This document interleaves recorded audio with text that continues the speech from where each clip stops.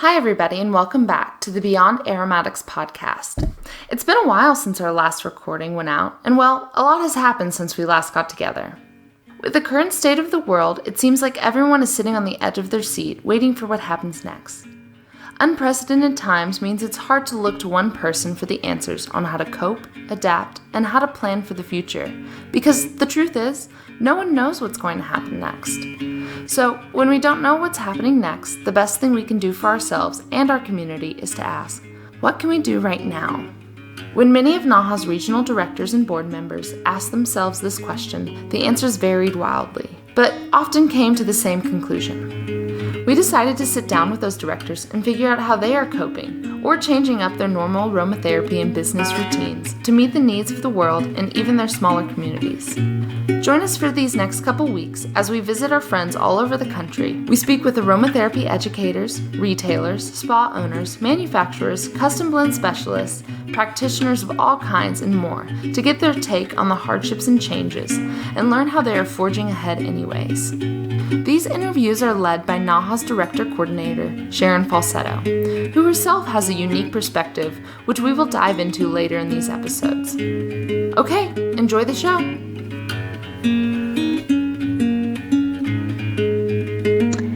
Today we are talking to Kelly, who is the past president and public relations for NAHA based in North Carolina. Kelly is helping her animal friends during COVID-19 with various resources, and she lets us know a little bit about how she is doing that. And also we learn about a surprising new resource that has come to the forefront for her during this time. Shanti is the director for Colorado. Shanti lives in a small community which has adapted to COVID-19, probably in different ways to cities. She discusses how her online school is actually flourishing during these times and why, and some tips on which essential oils to use for support during this time. Up first, you will be hearing from our NAHA Regional Director in North Carolina, our Public Relations Officer, and our current past president, Kelly Holland Azzarro. Kelly is a licensed massage therapist, registered aromatherapist, certified clinical aromatherapist, and certified batch flower practitioner. Kelly specializes in animal aromatherapy and offers a 300-hour animal aromatherapy practitioner certification course.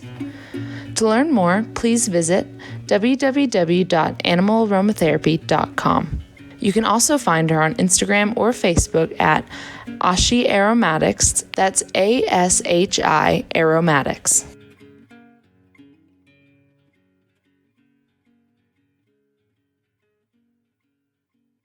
So I would like to take a minute to welcome Kelly to these interviews that we're doing with NAHA directors about the COVID-19 crisis and how it's impacting various communities within the aromatherapy community. So first of all, welcome, Kelly. Thank you for being here with us. Thank you so much, Sharon. I really appreciate being part of this. For those that don't know you, would you like to tell us a little bit about which state you're in and a little bit of background about your own aromatherapy business? Oh, sure. Yeah. I'm in the state of North Carolina. We're like in the northwest corner, so we're closer to Tennessee. And my husband and I have a holistic healing center here, and we're in the Blue Ridge Mountains. So we moved up here and relocated about 24 years ago to offer our holistic therapies. He's an acupuncturist, and I'm a massage therapist, aromatherapist. So that's our main focus is acupuncture, aromatherapy, and massage, as well as education and working with people and their animal friends. And we've been doing this for probably now 30 years, long time. Wow. Yes, it is a long time. And you've got a specific interest in animals because you do aromatherapy courses with animals as well. Right. That's my passion, is working with animals. And of course, they're humans to help empower the humans so they can help their animal friends. And I have additional training in animal massage and acupressure work, energy work, things like that. So I'm just a real animal person since I was a child growing up next to the woods and always connected with nature and animals. Yeah. So that's kind of, you've got dogs and cats and horses. And, right. All those. A little mini farm zoo. It sounds great. So because you're pretty rural and pretty local, how have you found that COVID-19 has impacted the way you do business? How has it affected you? It's been hard, but I've been raised to continue going in hard times. I just always keep myself busy and moving forward and working on projects and doing my daily routine and things like that. But here where we are, basically, we have been everybody that was in any type of close contact type work or therapies and like that has been shut down from working. So we've adapted with, because I've always done phone consultations as well with clients from all over the world and the United States. So it wasn't too much for adapting with that. It was just getting used to not seeing clients in person and being able to help them that way. But we can empower them through giving them educational information that they can use at home for self-care. Yeah. Yeah. So when you mentioned self-care, I mean, self-care is important education for us to give to others that have been how to cope with this crisis, but also how have you managed to cope with that yourself? Is there any self-care practices that you've had to rely on more or put into practice that you can recommend? Right.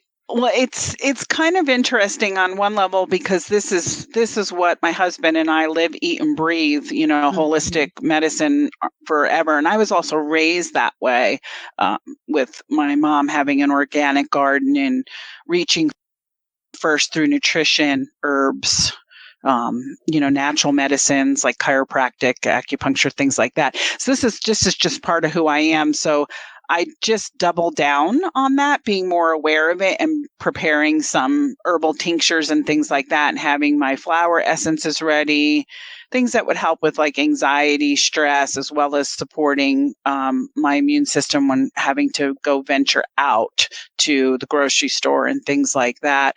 But I also added in, I'm pretty much into meditation, but I had not been doing that as much. So I added doing more meditation, doing my Qigong exercise forms and journaling, things like that I took more time to do because I would consider myself a introverted extrovert.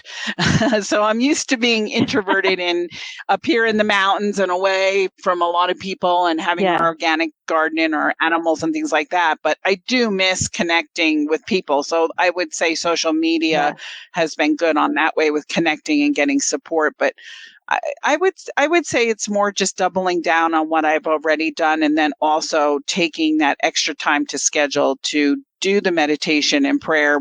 But I found that journaling has been very powerful. And I don't know if anybody else has started that through this whole crisis, because I think that when we come through this, we'll all have a lot to learn from it and empower each other, and then maybe can go back and learn from that journaling, because every day brings different ups and downs because it's so much uncertainty, you know, for so many people.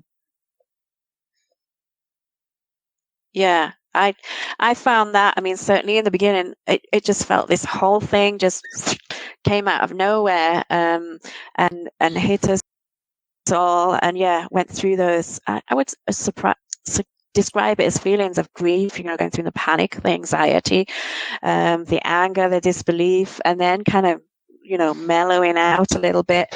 But then it kind of comes back to you in waves, like, how do we move forward from this? And I have heard a couple of people doing the journaling. I haven't done that myself, right, not on paper, but it's there in my head.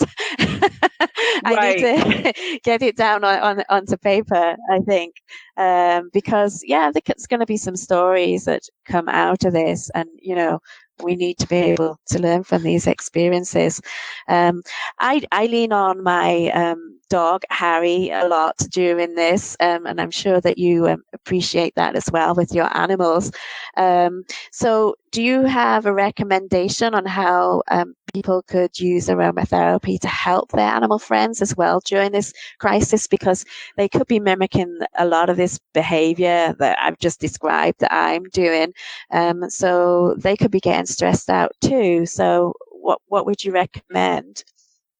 Right, absolutely. I mean, it's just an incredible thing what has happened in the world in looking at any good that comes from it, because that's how I was raised, to always try to look at the positive and what you learn from a situation. And what's been amazing is so many animals have become adopted and have homes that maybe would not have, because of the fact of people being on lockdown and being in their homes, and so many people being very lonely, and loneliness can really take over somebody's life and create a major depression and anxiety and things like that. So it's wonderful that people have adopted animals, to bring into their home during this time.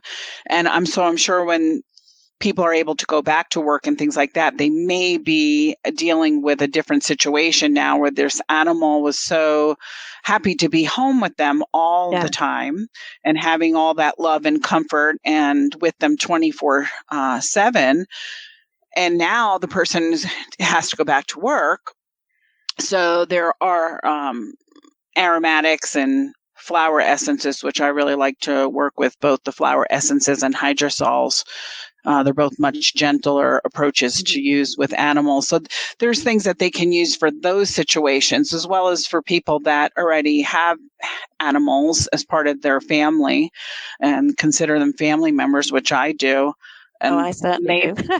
Right. And maybe they're not like you and I, they're not lucky enough, what I consider lucky, to be around them all the time anyway during our work. And now they're home and the animal is like, what's going on here? This is great. But when the person has to go back to work, the animal may start getting separation anxiety. And same for the person, because a lot of people that are extroverts, that are ready to get out there and socialize in person, they may too go through some type of a shift when they have to go back into what they thought was their regular routine.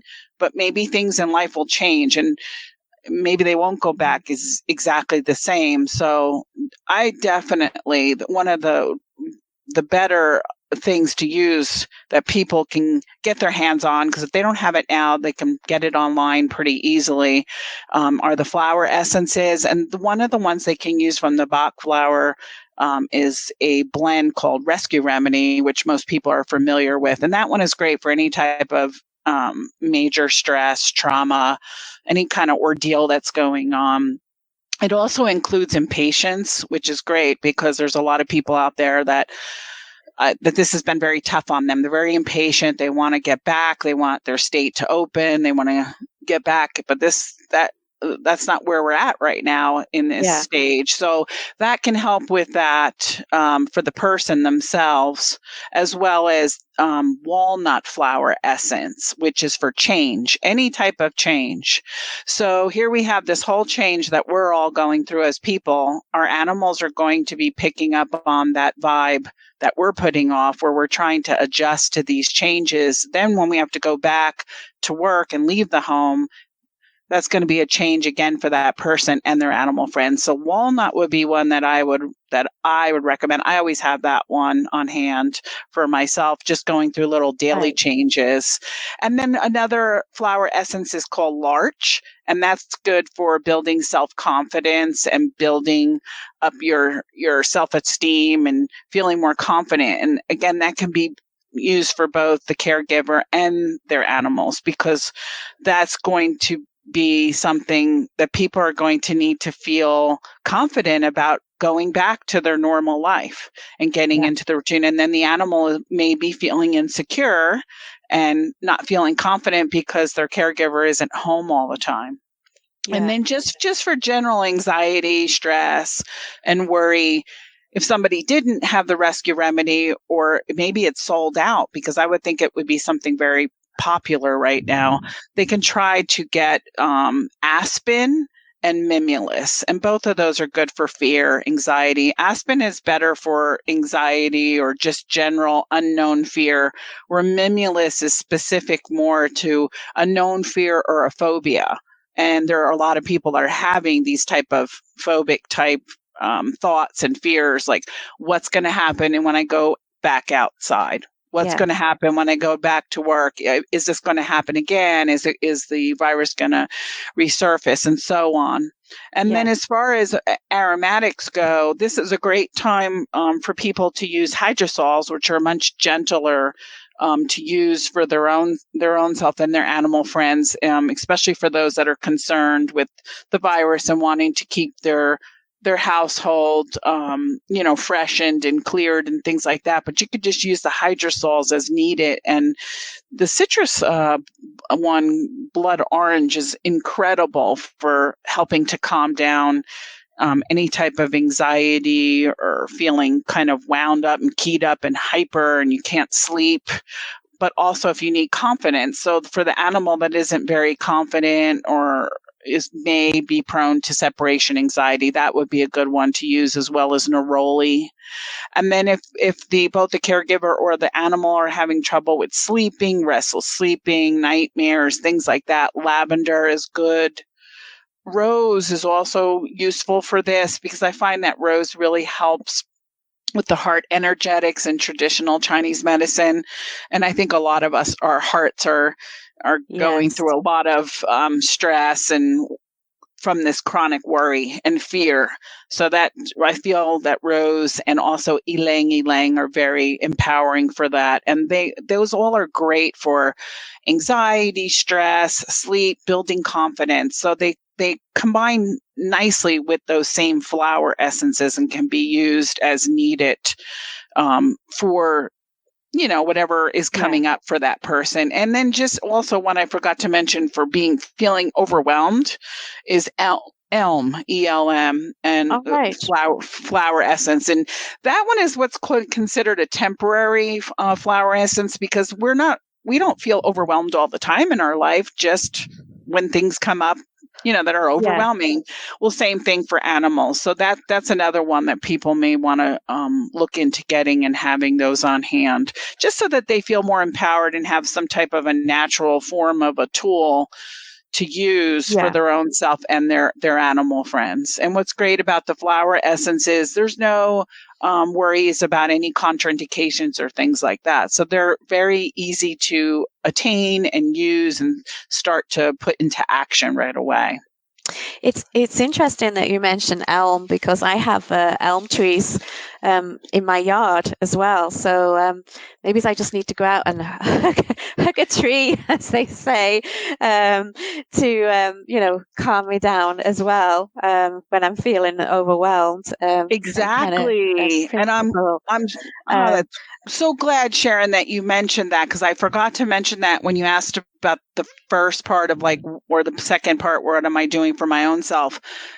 If people can safely venture into nature, like we're lucky, we have this big, area in the back that, there's nobody around. So I go outside as much as I can to get sunlight and fresh air and, of course, be with the animals. So I think that's important, too, for people that tend to get very anxious or depressed because they're inside too much and they're just not a homebody. So you can get outside and be with nature somehow without, feeling at risk with anybody or anything like that. But definitely go hug a tree. Go be a tree hugger. Yeah, that's some good advice there. So, all those is quite very interesting, and it's nice to hear all the ones about change and self-confidence, which is what we're needing at the moment. But there's also something else that you've kind of started incorporating into your business since COVID-19 hit. And would you like to tell everybody what that is? Oh, yes, that's my other passion. I mean, my main passions, of course, besides my husband and animals and aromatherapy, is gemstones. I feel so connected to rocks and the earth since I was a young child. My mom would even tell you that we lived next to a reservoir and I would find rocks and I would bring them home and I would hold them up to her ear and I would say, listen. And she'd say, listen to what? And I'd say, listen, the rock is talking. I was just so in tune to nature, very connected to rocks. And then when I was in South Florida, I loved to be on the beach and I would find, the glass, the beach glass, and collected that, and shells and driftwood. So just always connected to what I consider like gifts from nature. And gemstones is one where I actually work with gemstone therapy, energy work in my massage therapy, and work with tuning forks for sound healing and working with the gemstones as well for different chakra balancing and energy balancing with the traditional Chinese medicine meridians and things like that. And I also work like that with the animals. So what was interesting when this happened, and of course we weren't able to have our center open, and we had some really beautiful gemstone and pendants, and I thought, well, how can I get these back out to people? Because maybe this might be something that might bring some comfort to people because these are charged with energy and aromatics. And so I added them to our online store, and people really seem very interested and attracted to them and learning more about, well, how can gemstones be something that they can use as well for comfort? Yeah, and they were very beautiful. I saw the pictures on Facebook that you posted of them, and you're right. People were asking lots of questions and interested in them, and I was seeing that you were selling them as well.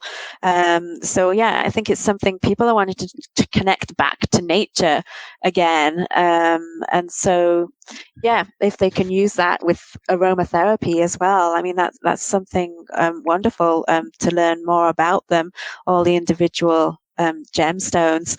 My sister has been more into that than I have, and she's always trying to teach me various things. But I kind of just intuitively reach for the one that I need. I don't know if that's the way I should do it, but that's the way I do it if I'm using the gemstones and rocks. But I certainly need to learn more about it. So so it'd be interesting to learn more from you if you offer that at some point in the future with everything. Right. And so it's been really interesting.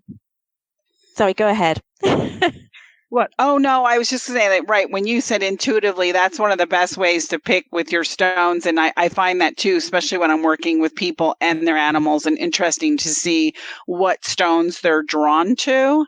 And I'm actually been compiling a lot of this information for a future course on that, with working with gemstones with people and animals. So that will be something I'll have in the future. But yes, I think it's people's craving to integrate back into nature and back with people, and that's where all these wonderful things that holistic practitioners have to offer is something that I think will come to the forefront to help everybody. Yeah, I totally agree. It's certainly what I've been hearing from everybody is getting back to our connection with people in community, whether that's locally or online. We're so fortunate to have this World Wide Web to connect with people during this time, and to connect with nature outside. So I really enjoyed hearing about how you're working with your animals and the flower essences and hydrosols and gemstones. And is there anything else you want to add, or have we covered everything? I think that's a lot for people right now too. Because again, people feeling overwhelmed. Yes. I also think people are probably overwhelmed by the news and all the information and everything to assimilate and learn. Yeah. And then therefore that vibrates through the body, and the animals are picking up on that. And just to remind people to really take the time to notice when their animal friend is maybe signaling to them to sit down for a minute or be quiet for a minute, be peaceful, and just spend time with the animal. And in some ways that animals do that through intuitive communication is what I like to call body bumping. They actually will bump right into your body and Right. or use their paw to paw you on the leg, and sometimes they get very accurate in regards to acupuncture points as well, where you may have something actively going on, Oh, like a wow. pain syndrome or something like that. So they're very in tune to not only the sense of smell, but our emotions, changes in the environment, and they know a lot more than what most people will give them credit for. So it's good if people take this time, whether they have their children at home for homeschooling, and whether they're home with their animals, listen to their children more, listen to the animals, what they're trying to communicate with them as well, and be more in tune to that instead of so into all the negativity. I know it's important that we are aware of what's going on so that we can make clear decisions of what we're going to do in our lives right now.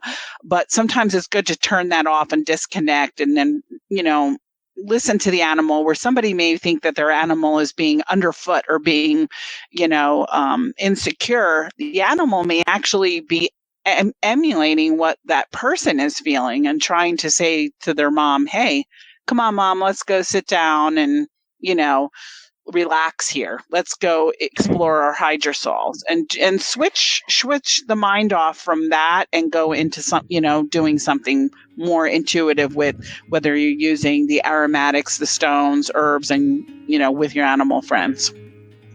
Well, on that note, it's a good note to finish, because my dog is trying to tell me to finish. Mm-hmm. He's on the other side of the door here while we've been recording interviews, and he's calling time out now. I can hear him. So thank you so much, Kelly, for joining us and doing these interviews and sharing your knowledge with us. And I will go and sign off now and see what my little dog needs attending to. Thank you. Thank you, Sharon, and thank you, Savannah. I really appreciate it. And you guys go have fun in nature today.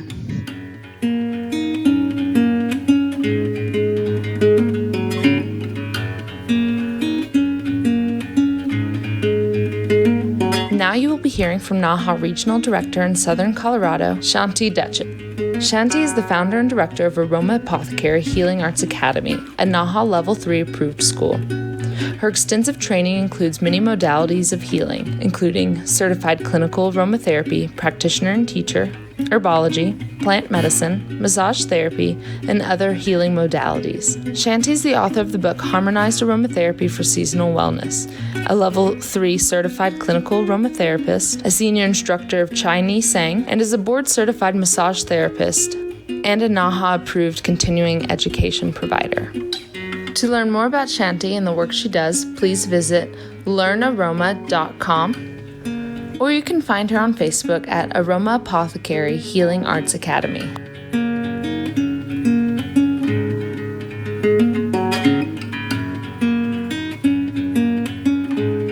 I'd like to welcome Shanti for coming to speak with us today about the current world situation we find ourselves in with COVID-19, and share some of her thoughts with us. So first of all, welcome, Shanti.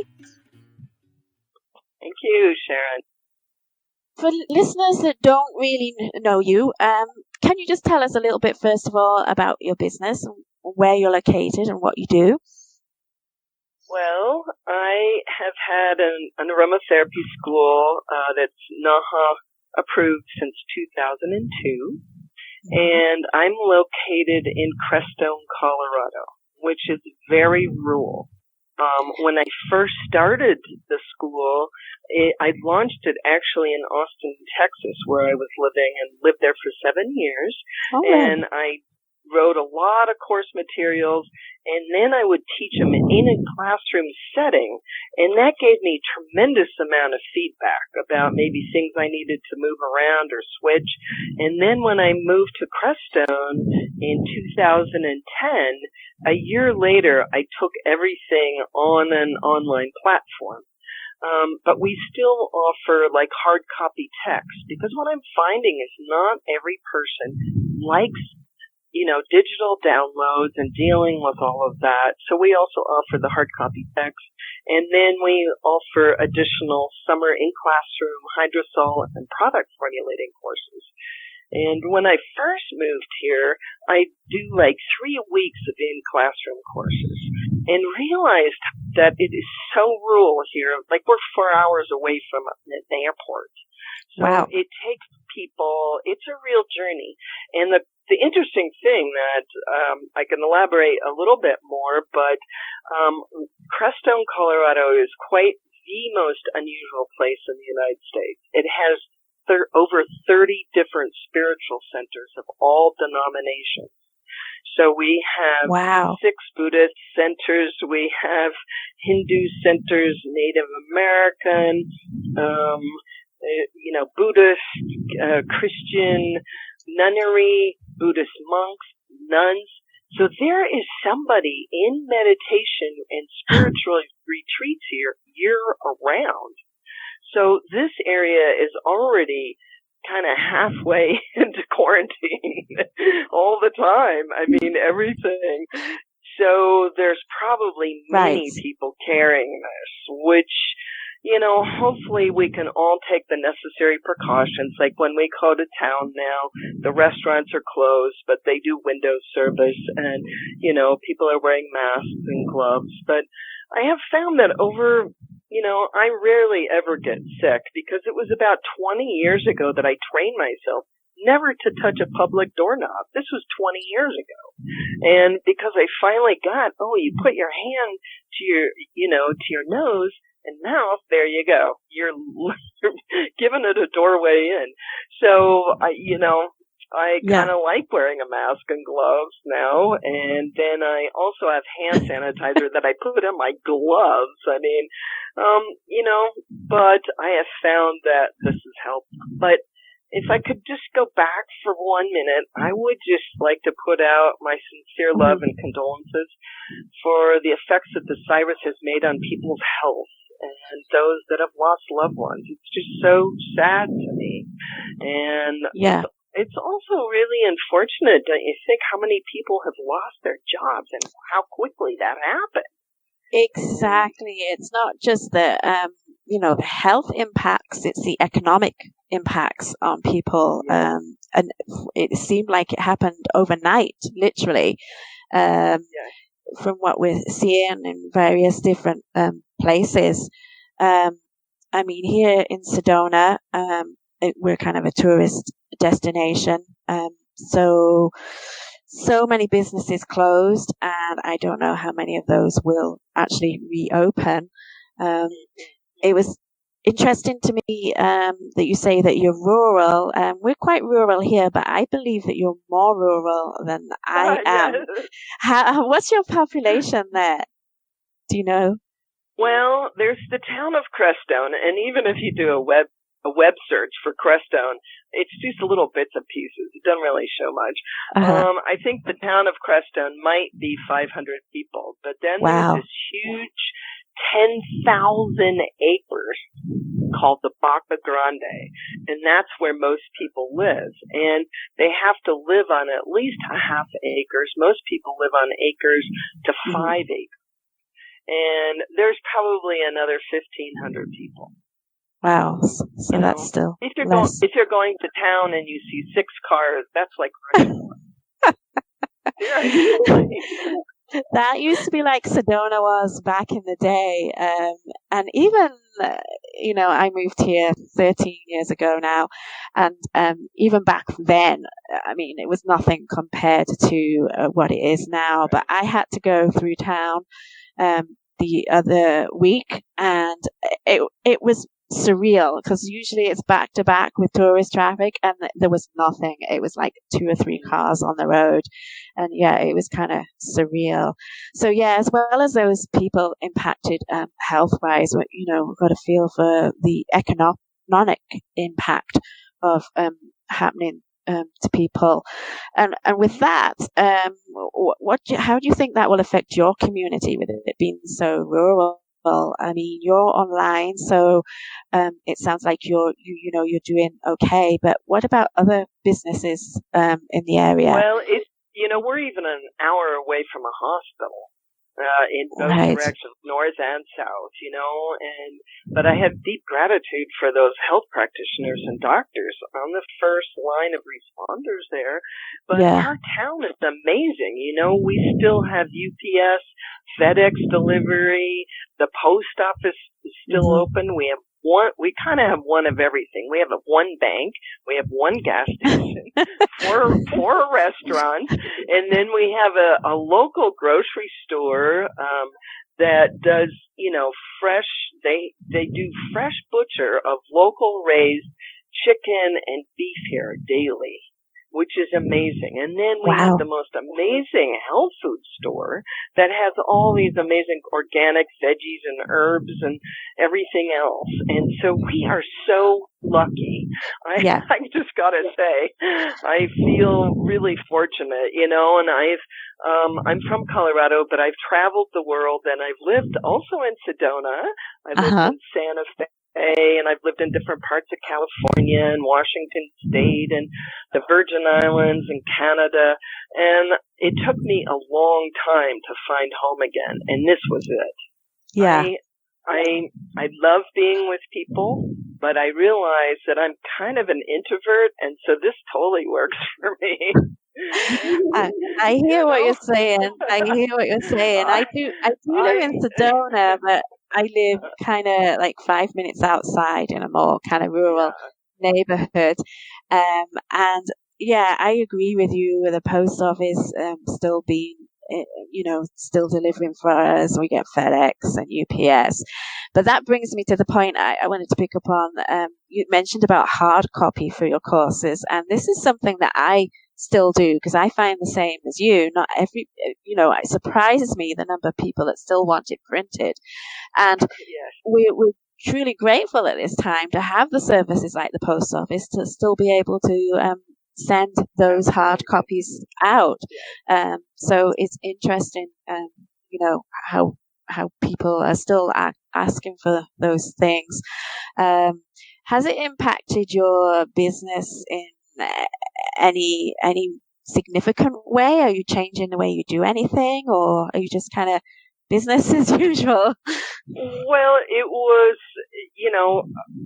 since my students aren't working full-time jobs, I'm actually working more because they're studying in their lessons. I agree with you. I'm getting exactly the same. And, in the beginning I was like, oh, I get a little retreat here. This is great. And, but I'm very happy. I think that for me, mentoring people in aromatherapy has been the most amazing gift to the inspiration that I had a long time ago, because I was, I've studied a lot of healing modalities, and when I got connected with aromatherapy, I just went, it was a big aha. And that's actually the acronym for my school, Aromatherapy Healing Arts Academy, is AHA. Oh, wow. I did not know that. I know. That's an interesting tidbit there that I've learned. Yeah. AHA. I'll be calling you AHA from now on. Okay. Well, there's something really fresh about that for me. And I try to come to work every day like that. Just to be fresh, just to be alive, to be present. And I think that is, how this has impacted me, because it's taken me back to that place of my foundation that I have built for 40 years for myself, of, really what it's like to have that foundation, to be healthy. Some things I'm really missing though is I am a hugger. Even though I said, I'm an introvert, I love that physical contact. Yeah. My boyfriend only lives 3 minutes away, so that's good. And so he's the person really he's the only person that's come into my house in the last 6 weeks. But Right. and then the ski season ended early, so I had this pass and I was ready to go. And they closed and it was just gorgeous snow. And there's that's one of my happy places because this one trail is on top of the Continental Divide. And what that means is that you can look at the watershed that go east and west at the same time. And the view is unbelievable. So that's one of my happy places because that's kind of one of my foundations too, is to think about these places that I've been. In my mind, I can bring them back. Because, I don't know if you want to talk about this, but one of my go-tos that I've been thinking about is really how can I create immune stimulation? Right. Yeah, I was just, when you mentioned about that's where you could go to in your mind, I think we're fortunate to have that because I'm thinking, for example, New York that's got really hits really badly with this. If you're in a small apartment with all this death going on around you and you perhaps don't have these experiences that you and I have, how do you cope with that? How do you keep yourself healthy, like you say, immune stimulant, but us also emotionally healthy? And do you have any advice for people that might be going through that? Well, just the basis of the immune stimulation. I'm kind of a brain geek, and I like studying about neurotransmitters. And, there's one neurotransmitter called dopamine, and it sends signals from the brain to the body that affect mood, sleep, memory, learning, concentration. And the easy things you can do to increase that is vitamin D, especially if you're not going outside. And I even had my holistic doctor here, who is a really interesting man. He was head of heart surgery department for like 18 years in Boulder before he came here. And then he decided he wanted to be a holistic doctor. And I'm thinking that is a good doctor to have, But anyway, he was the one who told me that vitamin D also is really good for the respiratory system. And I never had put those two together. And then there's these other ones, which is to also raise the levels of dopamine, because we're talking about the happy neurotransmitter here, is these tyrosine containing foods. So it's easy ones like almonds, avocados, bananas, broccoli, eggs, fish, and chicken. Because that helps your body to make what's called dopa, then it converts it to dopamine. So the big one also is limiting sugar and processed foods, but I think that's kind of all the time. Now, I love chocolate, and I think when this first hit, we all dove into the chocolate. I was like, I know I do. But yeah, probably not the good thing to do long term. Well, you could, but just one little square, and you can go into that moment. And then, of course, sleep patterns. And, there's been part of me that usually I'm like a little kid. I can lay my head down and I go to sleep. But lately I've been, there's some little bit of fear or anxiety for me just letting go. And so I try to meditate or listen to calm music to get the sleep. And then last week, I started feeling a little bit grumpy and edgy, like, I just want to go somewhere right now. So I created this aromatherapy blend called an aromatic hug.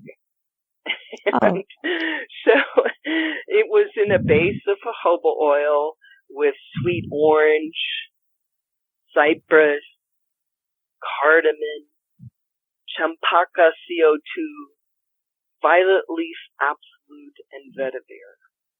And I did put that on my blog.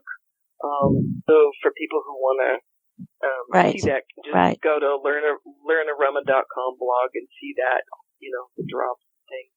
But to me, it was really like a hug, and I thought, how cool is that? Yeah. And then I started putting it together with mindfulness. Now, one thing that's changed for me is, I've studied Buddhism for over 40 years. I studied Taoism as well, Native American. But I think, to me, the Buddhist path, which is really non-denominational, but it teaches you really how to be a better person with compassion and understanding towards yourself and others. And I really like that because I can always be kind of nicer to others than I am myself sometimes, because I am kind of a workaholic. And it's taken me a while to realize that. Well, I think going back to meditation, and this is the first time that my meditation teacher that I studied with for over a decade, who lives in Bhutan. So Bhutan is between India and China, and it's a very small country, and they base their national thing on the level of happiness. Isn't that amazing? Yeah. I mean, Bhutan is really cool. So, anyway, it's the first time lately that they've been doing online teachings. They've never done that before. And so that was really wonderful to be that, because, to be part of something that's going to lighten you up, to again, that's another way to be able to increase that dopamine is meditation. And, for people who don't have experience in that, Deepak Chopra has so many great online audios on meditation that they take you through. And there's this one series with Deepak Chopra and Oprah. Have you heard these? No, I haven't. No. I was just thinking that we could, you mentioned about it being the first time they'd taken this training online, and I'm thinking that's true for a lot of people now. I mean, you and I have experience of working online, but some people don't have any. And I think it is important to share all these teachings. It's the only way we can share between ourselves safely at the moment. And even just, and you mentioned the other thing about happiness there. I think it's great if we can, share these photos of outdoor space and gardens that some people don't have access to. Because I don't know about you, but when I see a photo of a garden, it's like, oh, I just want to go there. Now, I'm fortunate that I do have a garden like you do, but not everybody does. And I'm wondering if that also would work into all that and affect levels, people just feeling of calmness and happiness. And in addition to these other teachings that you share, it can be something on a really simple level as well. I also thought it was pretty interesting. You mentioned that about vitamin D there, good for respiratory systems. I live in Arizona, and the sunshine levels are pretty good year round. And through this, our statistics, of course, we haven't got statewide testing yet, but our statistics have been quite low with numbers compared to how other states are getting with this. And it just made me think, is that the sunshine that we can still get out and get that? Or it could be that we haven't had any test kits a lot yet. But it's something to bear in mind with those points that you raised there. Sorry, I didn't mean to cut you off with your with your question there, but I just wanted to, reiterate some of those points that you brought up, which I thought was fairly interesting. So, Yeah. So did you want to carry on with that, or shall we? Well, if I could just share a little bit more about kind of my heightened immune stimulating awareness and what it means. Like, in the food I'm cooking, I've added the garlic and even onions. And I don't do onions that much, but it's really good actually to open up the sinuses for me. And turmeric. I love turmeric. It is so amazing. That is in curry, and it's amazing anti-inflammatory. And for myself, that's one of the things that I look at is really trying to keep my inflammation in my body low and keeping that other immune stimulant for the lymphatic system, right? Which the lymphatic system takes movement to move it. So one thing, if people are cooped up in what you were talking about in New York, then what about something like a Dead Sea salt shower scrub? Because that gets the immune system moving, it gets the circulation moving, and the reason why I like the Dead Sea salt, because it's more potassium than sodium, and the salt clears the emotional body better than like a sugar scrub or something. Right. So that's kind of one of my favorites, to be able to just cleanse myself. I've been loving the bathtub, the aromatherapy bathtub, blends. And because I used to go to the hot spring swimming pool and do water yoga like 2 to 3 times a week here that are closed. And I used to do regular massages and other body work every other week. And so, I've had to adjust that a little bit, the daily protocols of what that means. And So one of the things that when you were speaking that kind of piqued my interest was about the plant allies, like those people who are in their homes. And to me, that's what the essential oils can also carry if you don't have a live plant. And so can I share some of my plant allies, and then you can update yours? I've got a few of them here. So one of them is Manuka, which is Leptospermum scoparium. And I like it because it's a good antimicrobial, and I like to use it personally more than tea tree. I think it's got a more of a wide spectrum, what it can do.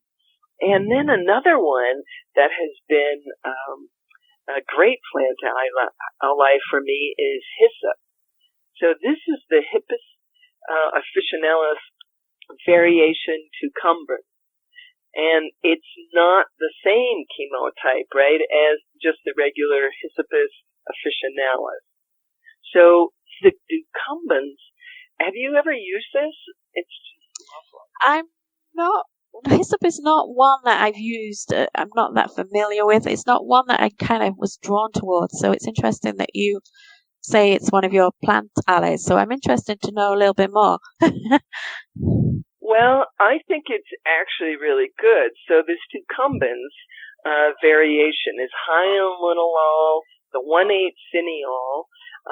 It's good for, I'm looking at Aroma Web right now. It's good for coughs, colds, influenza, bronchitis, catarrh, asthma, bronchial infections, bruising, wounds, arthritis, rheumatism, muscular aches and pains, and digestive problems. I mean, that pretty much covers it, Yeah. And I really like it because it's a really light, clear scent for me. I really enjoy this, And for me, when I go back to my allies, they're really about the tree oils. To me, the tree oils always are very grounding. And that's one thing when I get into anxiety or fear, I always try to ground myself. And I saw this beautiful painting not too long ago. It was this giant tree, and then it was reflected by the water, and it looked like that the tree was also the root. And that's how trees are, as high and wide as the tree limbs are, that's how deep the roots are. So they're very grounded. They're really balanced. And I live in a forest of conifer oils. So they're definitely my plant allies. And then, one other that there's the Eucalyptus globulus, and then also Ravensara, not Ravensara, but Ravensara, the Cinnamomum camphora, is actually another oil that I've been really enjoying a lot. And do you use that much?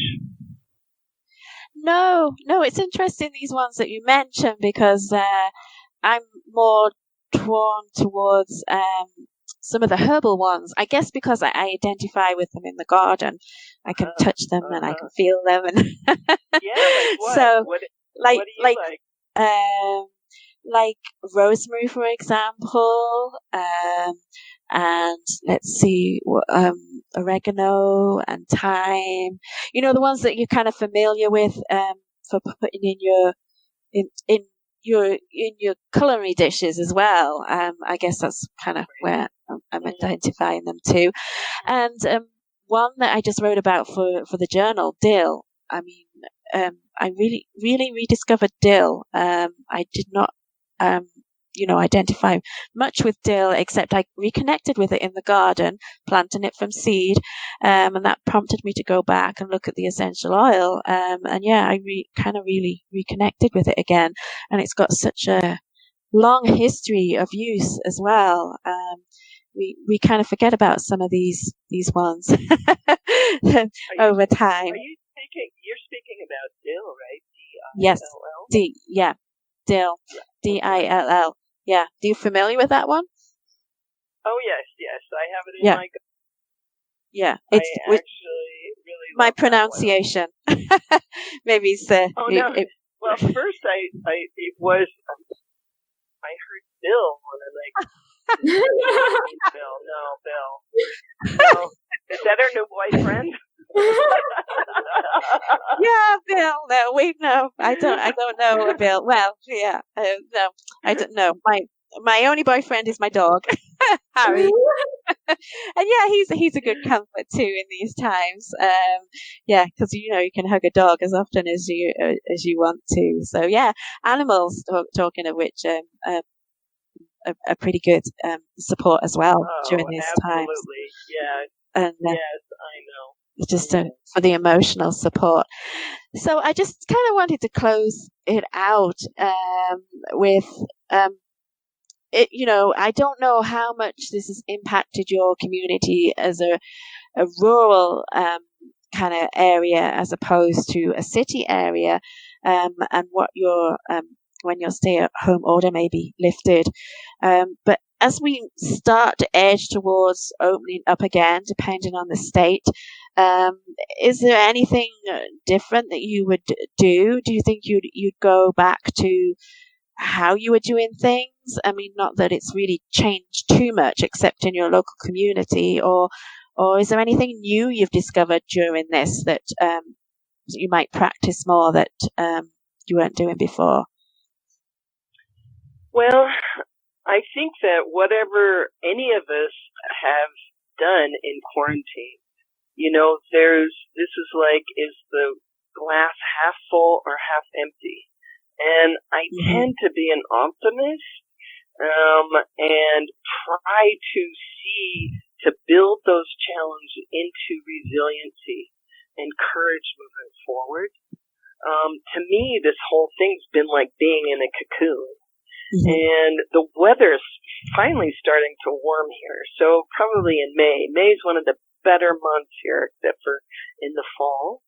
I think of myself like I'll be out like a butterfly. I'm going to come out of my cocoon, and hopefully I will be kinder and compassionate in my awareness towards even my own thoughts, my actions, and words. And, I think the simplicity for me over the years has been really important. What do I need in my life, And it's becoming simpler and just, I would say, more beneficial every day because of that. Yeah. And it's just at the end here, I wanted to share one of my favorite inspirational quotes with you, if I could. Oh, yes, please do. This is from Lao Tzu, from the Tao Te Ching, which is a long, long time ago. And he says, simplicity, patience, compassion. These three are your greatest treasures. Simple in actions and thought, you return to the source of being. Patient with both friends and enemies, you accord with the way things are. Compassionate towards yourself, you reconcile all beings in the world. Yeah, that's beautiful. That's kind of like how it is, I feel like when people come out of this, it could go either way. They'll either be more impatient or they're going to be kinder. So I would hope that they could just pause and be a little more kind to themselves and each other. Mm-hmm. That would be the best thing. I think it's been, when it first happened, it was like a sci-fi movie, and I kept wanting to change the channel. I know. Is it happening? Yeah, hopefully people will come out of this and have their aha moments, just like you did, and go through positively and not negatively. I'm hoping people will, come out this with greater knowledge and understanding than we had before. So one thing that if I could share just one more thing, which was that at the end of February, we got our first blind student, and she lives in California, and she has been so inspiring to me. She's been a massage therapist for 20 years. She is going to be the best aromatherapy in the bunch. Yeah. And I am so excited because we were able to work through with the state of California vocational department of rehabilitation, and that inspired me to maybe move forward in the future and create a whole program for people like that. And I am so excited, and it's taken a bit of changes with the course materials and things like that. And we have additional help with, some services, this company that, works with blind and how they can read digitally and things like that. But it's amazing. And somehow, just that, because that was right before all this happened. And, to me, it's like, what if I just closed my eyes for a minute? What do I perceive? How is it any different? And to me, the quarantine is like that because it's shutting out all of that information from the outside world except for the internet, and I think it's been, in some ways, a really positive thing that's happened to people. Yeah. To just stop and witness. Yeah. So I agree. Well, it's been really lovely to talk to you, Shanti, and for all the wisdom that you've shared there. Thank you for being part of the interviews, and you stay safe. And look forward to learning more about your blind project if that goes ahead. Yeah. Well, thank you so much to both of you. I really appreciate your time, and lots of love, people. You too. Take care.